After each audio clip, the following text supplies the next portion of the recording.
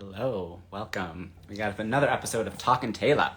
This evening, we're going to be joined by the amazing, hilarious, and wonderful Alex Clayton. My name is Lee Duvenak. I am a dancer with the Paul Taylor Dance Company. Hang on with us, and we're going to get Alex to join, and we'll get this conversation going.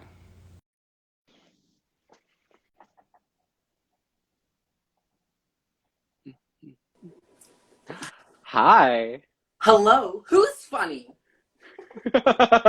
Me? Me? Funny? No, don't know what you're talking about. We should always say that Talking Taylor is subtitled Sipping the Taylor Tea, so Alex really took it literally tonight. I did. It's chamomile?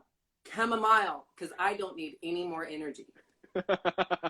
It's true. You make me look like I am a narcoleptic. No offense to narcoleptics in the world, but I'm sleepy compared to you.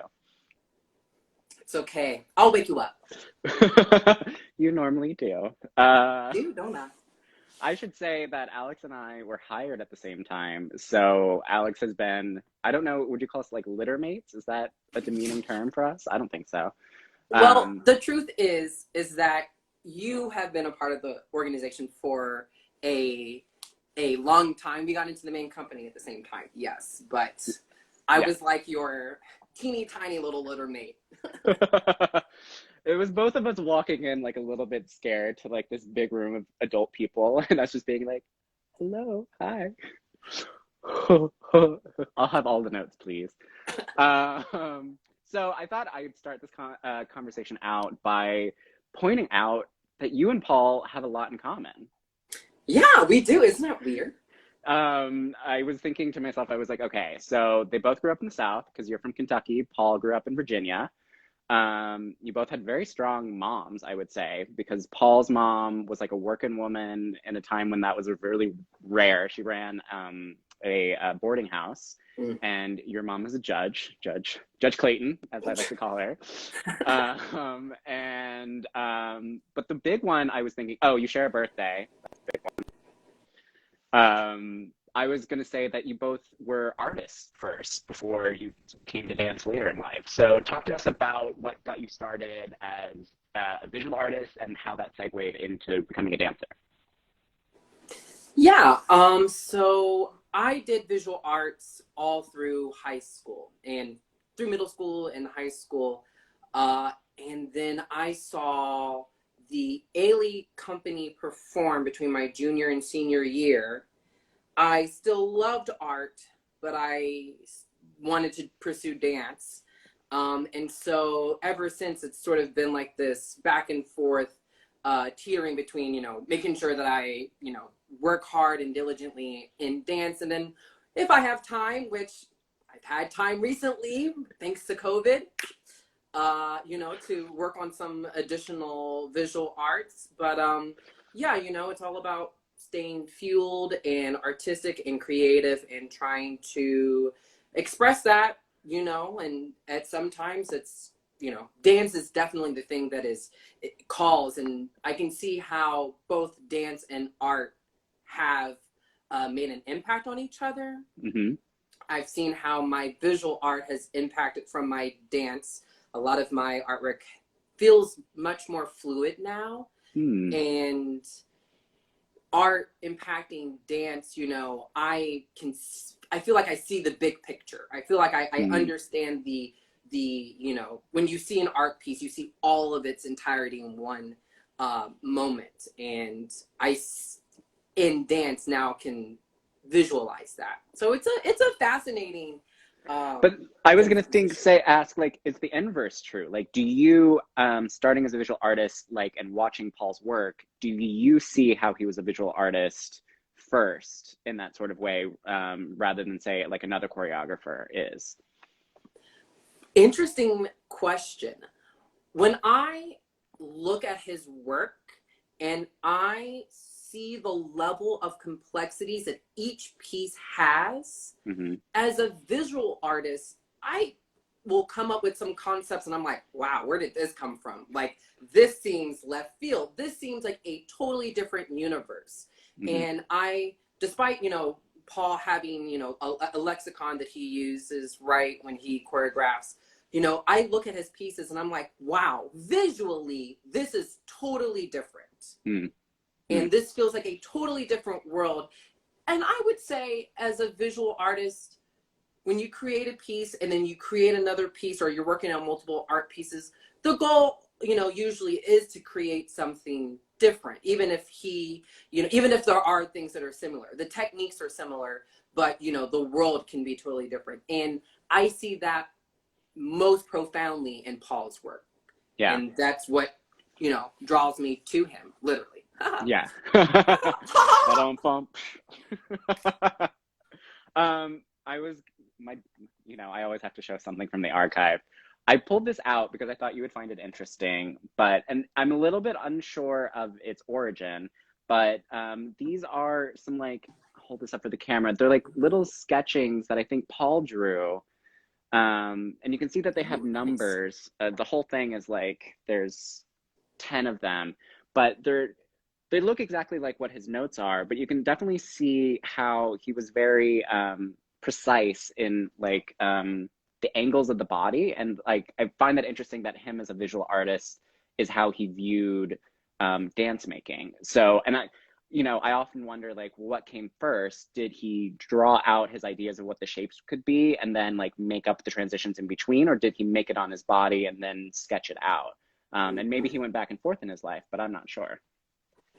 Possibly. There are Possibly. times when I draw and I need a specific pose, and I'm like, oh, I'm a dancer. I can put myself in that pose. Mm, And so there are times where I will, you know, if I'm doing an artwork, I will just videotape myself moving in various poses. And so inevitably you find a transition because you look at it and you're like, that's not what I'm wanting. That's visually not what I'm interested in seeing. So that's an interesting prose on the transitions and how, especially, you know, Paul has a lot of 2D choreography and a lot of 2D pieces. So and that feels that's like AP art history, like, fascinating to me. yeah, yeah. Yeah. Um, so getting back to the story of you saw Ailey, you decided, like, I'm gonna become a dancer, and you ended up going to college that had a Taylor connection to it, right? I did, yes. Francisco Graciano. Ah. Yes, yes. What college did you guys go to? We went to Siemens College in Columbia, Missouri. Mm-hmm. And, you know, at the time it was one of the highly rated dance colleges in the Midwest. Mm-hmm. And the main draw for me was that they accepted, it was a year-round sort of program. You did a summer school, you got out in 3 years, but they would bring people during the summer intensives. And Francisco was one of those people. And there was, the second spark. Also, my professors had posters of Paul Taylor all throughout the studio. So I would see this, you know, like, muscular man dancing and was like, who is this? Yeah. And then Francisco came, and yeah, it was love. So you started the connection with Cisco, you moved to New York, and then another one of those, like, Paul Taylor connections happens because you got in with the Graham organization, correct? Yes, I did. Which was amazing. Graham is so visceral Yeah. and, you know, really primordial as relates to modern. You know, it's amazing because, having danced other places other than Graham, it's amazing how, you know, you have to call back that technique sometimes, depending, particularly with Paul. So it's really, I remember dancing at Graham, doing my first intensive Mm-hmm. with Paul Taylor at the same time, and my grand mentor saying, you know, you dance like a Taylor dancer. And what did they mean by that? I didn't know, but I was like, great, go to Paul Taylor. That's really where I wanted to be. So, I mean, love Graham, but, you know, I loved the freedom of Paul's movement. It was Yeah. really, I loved the intensity and the drama of Graham, and then to have that applied in a like freer sense, I could not stop myself from doing it. And the comments continuously while I was at Graham was, well, that's right. That looks right, but sort of like Taylor. And I was like, It's the inflection in tone. That looks yeah, right. yeah, that's in the family. You're a cousin. Meanwhile, that summer intensive, I'm in Taylor too. So I'm like on the side, like watching Alex, and I was like, yeah, he looks like a Taylor dancer. Like, took to it so quickly. And I was just like, yeah, he looks good doing this. Oh, He'd be well well, here. oh, thanks. Oh, I shucks. try. So up to now, like the story's kind of being set in this strange sort of way because you have the connection of being a visual artist. You go to Stevens College where you meet Cisco.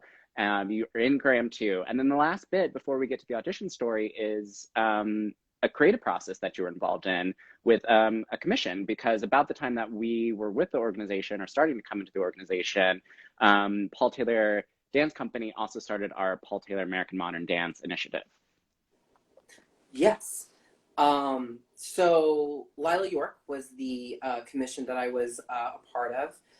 At the time, I was at the Taylor School as a scholarship student. And I was, I had at this time, I had like, I don't know, 5 other jobs.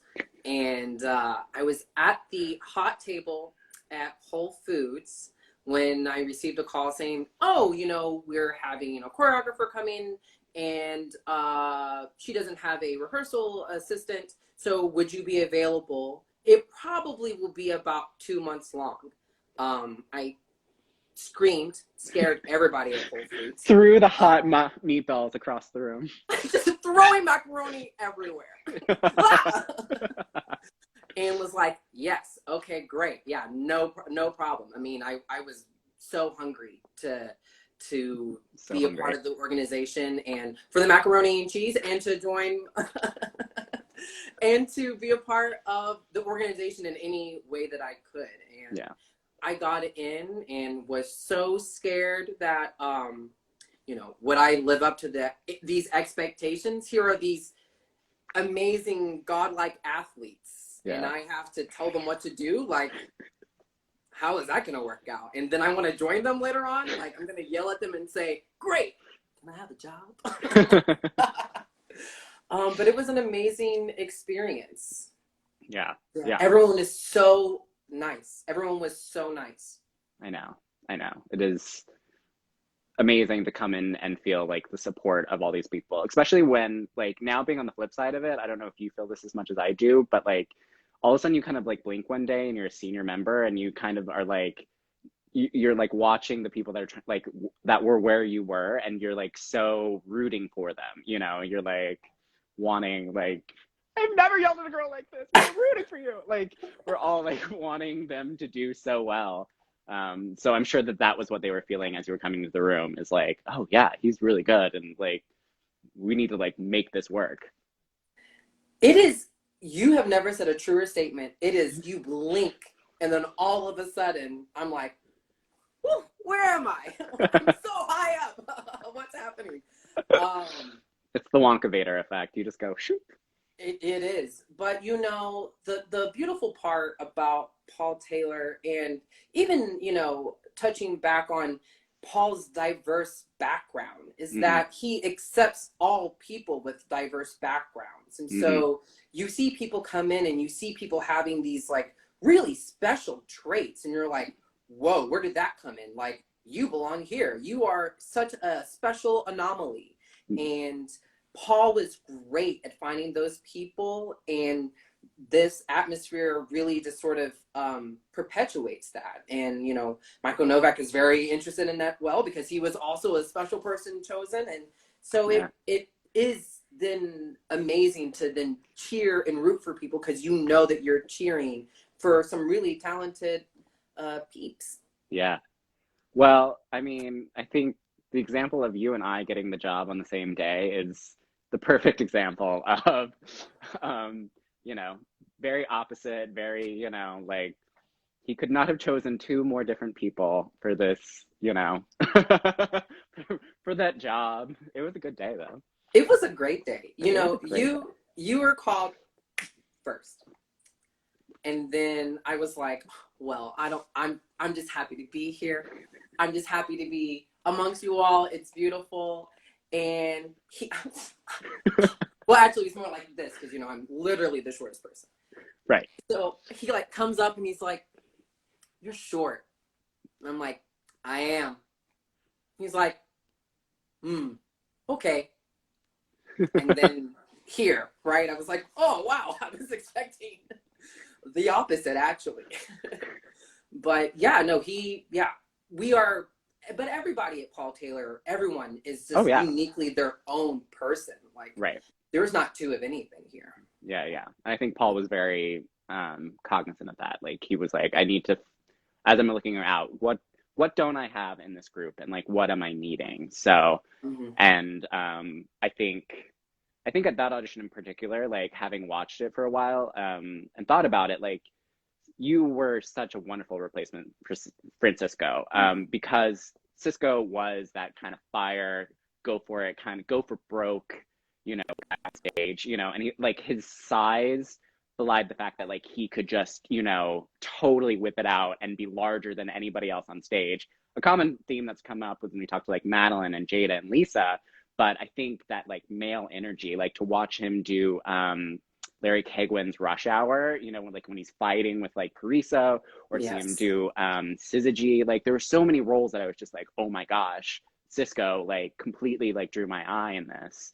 And then to see you, and you've taken over some of those roles and you've like made your own roles so exciting. I mean, look at Concertiana. Like, how amazing is it that like Paul makes this last dance of his, and he gives you this massive solo. It's so long. I'm off It's stage for so so long. long going It's like, is he so still long. on? But like at the same Midway, time, I'm you're like, like, I went back and I watched some old tapes from like, like before we premiered it, and you were huffing and puffing, and I was just like, you can do it, like nowadays you do it so easy, but like I remember back in the day when you're like, it's so long. I need breaks. I just need more breaks. well, the funny part was that I was like, oh, I saw how the piece was being made. Everyone was adding their own flavor, and oh, this is a long time. That's okay. I'm gonna add in some, nice legato movement. We're gonna go slowly. We'll make this, a contrast. I'm gonna go into a full tilt and just hang out there for a couple of counts as a rest step. Yeah, that's you. Okay, well, it initially wasn't supposed to be that way. And Paul was like, oh, that's so nice. Can you do it more? Can you go faster? Can you add more turns? Don't stop moving. And I was like, okay. But no, you stole the show. It was so fantastic, and like I don't know. I love that you always get like that big round of applause at like the end, like in the bows for that piece, because like that solo is so incredible. And yeah, no, it's like incredible. I couldn't talk about it anymore because I love it, and I don't even see half the thing because I'm dying because I just got off stage doing my own part. Your own So beautifully I have technical no idea part. how the beginning of your solo starts. All I know is I get there for the breakdown, which is my favorite. The So the dun breakdown. dun dun. I love Janet Jackson. I'm so happy Give me a that beat. we are part of the Rhythm Nation. So I feel you on that.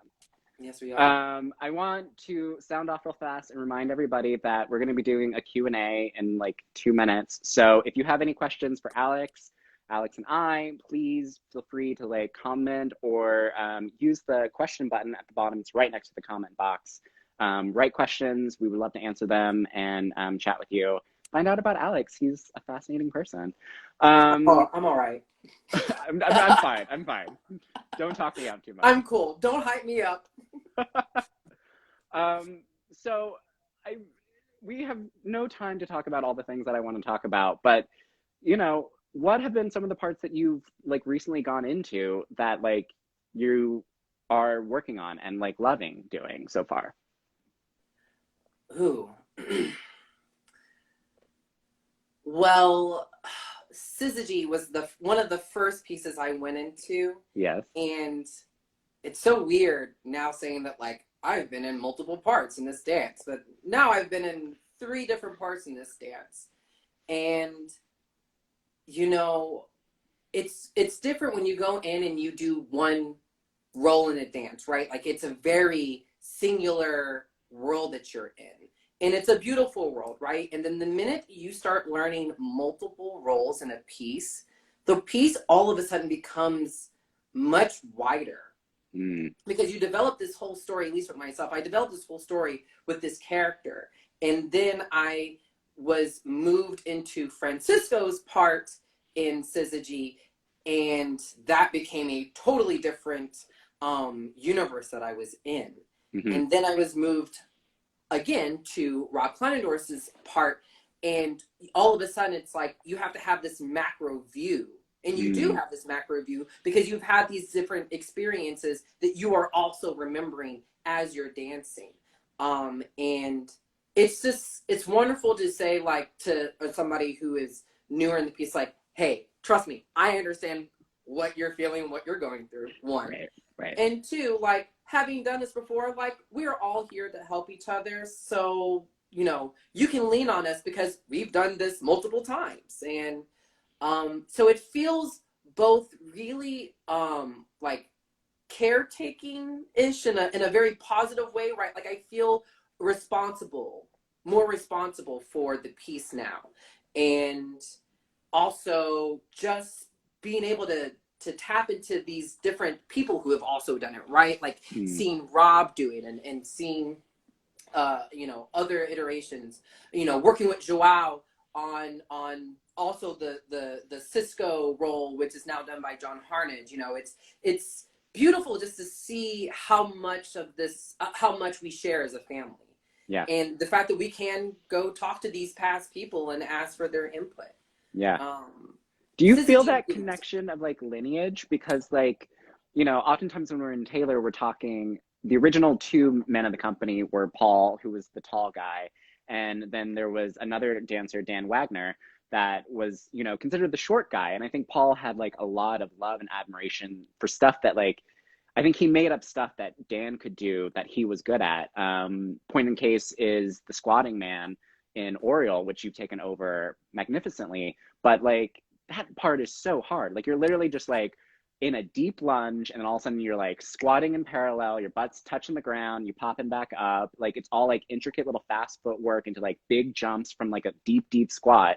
So do you feel that? Do you feel that like lineage of the short guy, the Joaos doing like the breakneck speed, the raw parts with all these like, you know, muscle man lifts, but with this like softness and artistry? Like, do you feel that lineage as you're going through the rep? You know, I do feel a lineage going through the rep. You know, like I'm like, wow, you know, I'm a newer member of this family, and just, you know, so knowing chronologically where you are, like that is fascinating. But it almost feels like doing squatting man. It feels like it is hard, but I'm like, Paul, yes, this fits on my body. Like you made something, you know, that fits so naturally with what it is that I'm doing. And when I look at the other people who have done parts, it really feels like, oh, I'm a part of a lineage of people that Paul knew were perfect for things, that Paul knew was perfect for this company. And so it is like I am short, and therefore like the shorties are, you know, in their own groove. But it feels much more like a weird ESP. Paul knew what I wanted to do. There are times where, you know, I'm doing squatting man and I'm like, yes, I love squatting. I love these high piston, you know, short bursts, physical movements. Another part is when I think of Last Look, and I those feelings and seeing it, I'm like, Paul has created universes and has had people enter these universes, and this feels so organic. I mean, it looks crazy, it looks hard, and it definitely takes a lot of practice, but having done a lot of different styles and techniques, you can sort of tell, you know, physically who it was that made something, right? Like, Mm. Graham, those hips are open, right? Like, you're doing Graham, your hips are open, you're having the long torso that, you know, is beautiful to look at. And at Paul Taylor, it just feels like Paul created these different archetypes for people to fit in a variety of them. Yeah. And so it feels very organic. Yeah. I feel like each generation adds its own thing to it, but I feel like the success there is learning from the previous generations and being able to see how a role has changed over time, but also, you know, I I think that like you adapting to whatever Dan was good at, and like it's almost like, I know you like video games. It's like when you're like driving Mario Kart and you like run through something, you pick up like a little bit of a coin and it like makes you the stronger dancer that you are. It's kind of like going through those like That was roadblocks. almost correct. Yes. I want everybody to know I am the first person to be like, oh, we're playing video games, I'm going to bed. Everybody knows this about me. True there's facts. a lot of we on the road. But yeah, no, I think that that's true. And I've seen that that is something that you've been going through recently. I mean, even as soon as like you've just taken over Tico in Company B. That is a hard solo. Like Andrew It Assis is is not hard. playing around. Like it's Nothing. technical.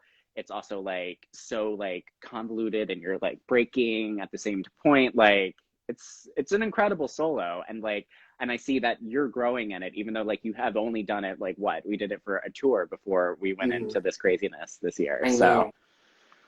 yeah. Yeah. Which is the magic also of Paul. And also to touch on I have to touch on Betty. Betty is also just such a wealth of knowledge. I Mhm. mean, you know, I remember doing Tico and looking at all these different iterations, right? I had, you know, Francisco's version, you know, I was watching George Smallwood do it. I was watching Michael Tresnovic do it, and Andrew, of course, and was like, wow, there's so many, resources that I can choose from and I can talk to. And then Betty's like, so a while ago, this was also what was in Tico. And I believe you could possibly put it back because Yeah. I think that you remind me of a previous dancer. And Mhm. so I think you could do these things as well.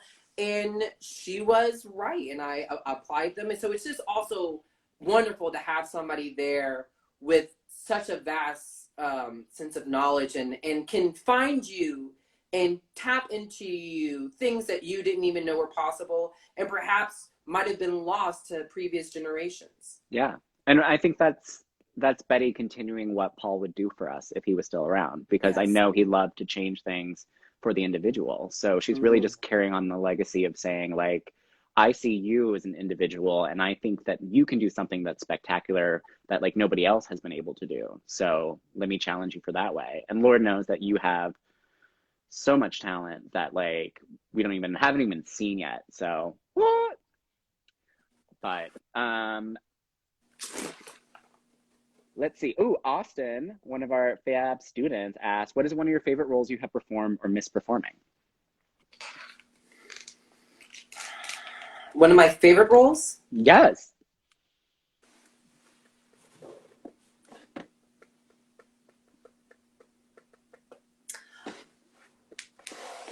One of just He hates one. it. I He should just hates pick Suzanne's one, right? company. I should just pick You one. can pick as many as you want. I love Last Look.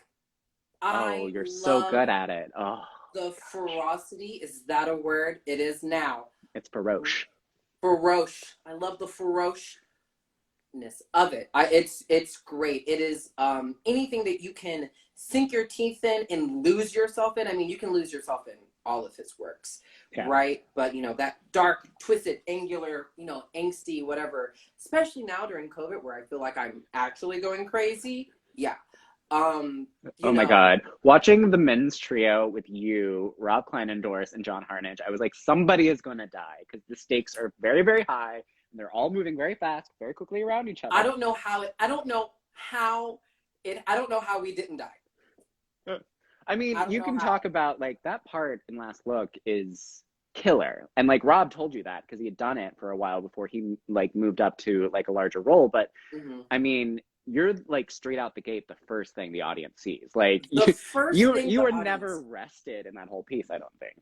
I die on the floor for maybe about 2 minutes right before I crawl around and start thrashing around again. Yeah. Um, but yeah, I mean, I was so scared. I mean, getting off the pile at Lincoln Center and the lights are like coming up, and I'm like, look at the audience, and they're like, and I'm like, like, oh. Yeah. I mean, that that energy of being on stage and performing this thing, it really sort of fed itself. I'm like the spooky ooky person. Like I love Last Look, love Runes. Runes is forever all-star, best piece, love the magic, love everything about it. Like it's dark, it's twisted, where, necromancers or something, something spooky. Love it. Something spooky ooky. Spooky ooky. Yes. No, yeah. Those pieces are the word. I haven't done the word, but one day I'll do the word. Yeah. I love all those twisted, I love modern dance because it's so finding the beauty in the extreme. Yeah. Yeah. Yeah. And I think that Paul specifically crafted the most insane, but like amazingly fun to do gnarly pieces and Gnarly. gnarly, completely gnarly, completely broken. Like it's a wonder that we all still have necks the next day after we wake up. But like We didn't. it's so terrifying, but it's so fun to like do those things, right? You're like, when do you have the opportunity to just be crazy publicly? Yeah. Britney Spears did that in 2007, and life was not kind to her. I get to do it all the time, and nobody questions me about it. So, Thank you, Paul Taylor. thank you. um, I wish we could talk for longer, but I think we've reached the time. If No. you guys want to see another episode of Alex, we'll come back to him because, like, Lord knows we have plenty to talk about. Alex and I talk for hours. Alex talks to everybody for hours, so that's how that goes. But I like you. um, Oh. Before I go, and I want to take a moment to thank everybody who tuned in on November 19th to our virtual event. And I especially want to thank everybody that donated. Your generosity is so kind in these times. And the dancers especially all so appreciate you and your support for us. And we cannot wait to come back and perform for you live. I hope everybody has a wonderful holiday. If you have more questions for Alex and I, feel free to like reach out to us on our social media. And we hope everybody stays well. Alex, thank you so much for joining me tonight. It was great to talk to you. You are welcome. I love you. I love you too. All right, everybody, have a wonderful night. Be well, and we'll see you next time. Mwah. Bye. Bye.